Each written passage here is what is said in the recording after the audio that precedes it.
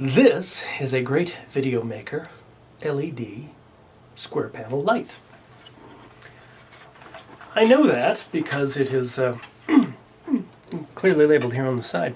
I purchased a set of 3 of these about 6 months ago, and I immediately ran into a problem that, because I'm rather lazy, I never bothered to try and solve until recently. And if it's a problem that you have had, well, then I may have a solution for you. Or maybe I'm just talking. As you know, the great video maker lights have a barn door. This particular model is the upscaled model from the super ultra cheap model. This is not quite so super ultra cheap. And it's been good. This is the 1000D. I understand it also came in red, but I couldn't find any of those. Here's the problem that I, at least, have had. Bearing in mind, when I speak about the video equipment, I'm not really a videographer. I don't know a great deal about video. I'm learning. I'm into audio. Audio is my shtick, my preferred thing. When I mount these lights up in the air, I get...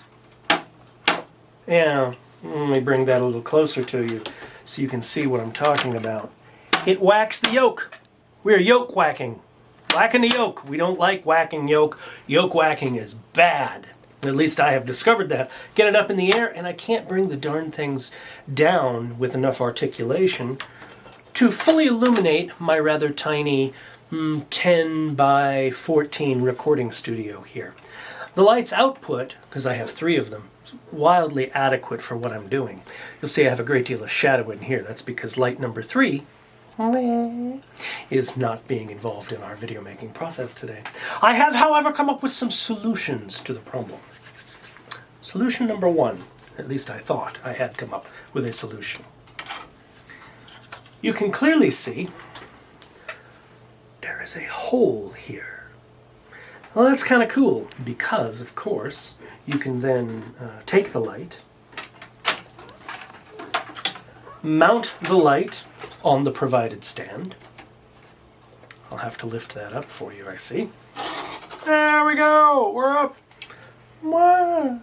It's pretty swanky, huh? And all of a sudden, I have limitless articulation. I can see all! I can command all in my tiny studio. Except, of course, I can't. I mean, the truth of the matter is the darn thing's upside down. This caused me great consternation. But I thought to myself, I said, self, surely an intelligent lad such as you can solve this, and indeed I did. Popped it up, flipped it over. Oh, it's like a master of engineering. And now, of course, it's right side up. This is an interesting cantilevered yoke at this point, which has been... not too bad. I have absolute full articulation when I do it this way. The barn doors don't get in the way. I can aim it as far up or as far down as I'd like. I can see a lot of great applications for this. This would be great. So I thought I had solved my problem. I thought wrong. The problem was fairly simple. It's the stands. They're not bad. They're really not. Considering the... cheapness is maybe not the right word. Yeah, cheapness is the right word. These are not that expensive, and the stands reflect that. There's no doubt about it. They're very lightweight, and I'm sure you'll see a zillion YouTubers tell you that. In their lightweightness, as they rise through their length, they get less and less stable. And I have a standard 8-foot ceiling, and if I go ahead and lift these up as high as I like, they really do get unstable in this cantilevered configuration.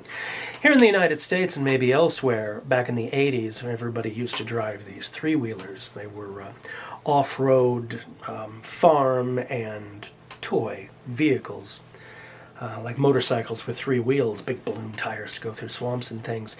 People kept dying on them in droves, mostly children. They're very difficult to drive well because they're the triangle configuration. Single wheel in front, the 2 drive wheels in the back, and as they would go over the slightest incline, they tended to tip over forward and to the side, and then they'd roll down the hill and they'd roll over the children and crush them to death.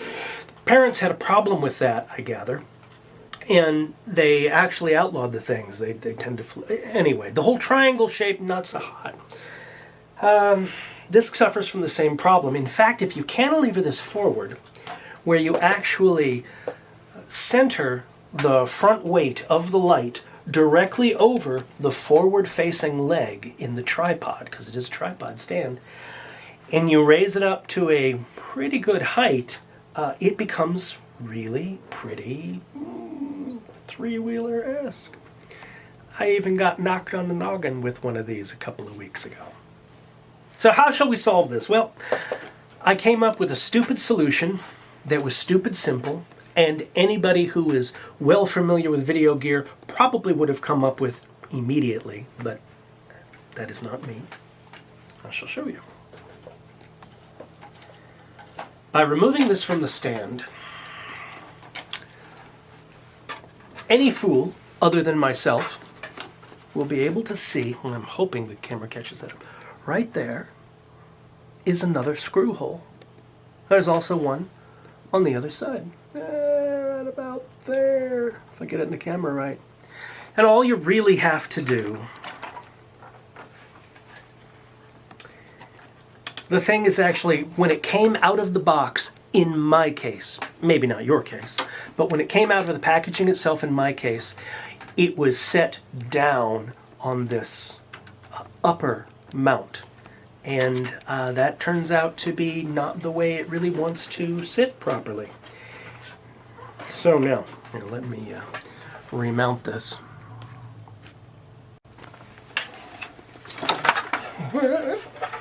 Okay, this really is kind of a nuisance. I've already mounted the other side off camera.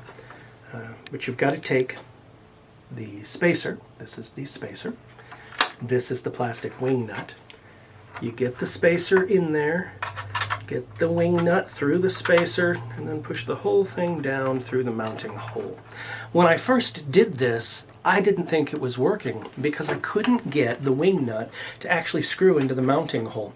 Well, it turns out that in the manufacturing process, again, this is inexpensive stuff, they had not thoroughly cleared out, and they're not completely tapped the threads, and it was hard to drive them in. Now, once I actually decided that was the problem and drove them in, now they work very, very smoothly, and I haven't had any further problems with it. But that was an issue. So if you have that issue, there you go. I mount this back on here, snug that down a touch. I have this on upside down. Flip that back up.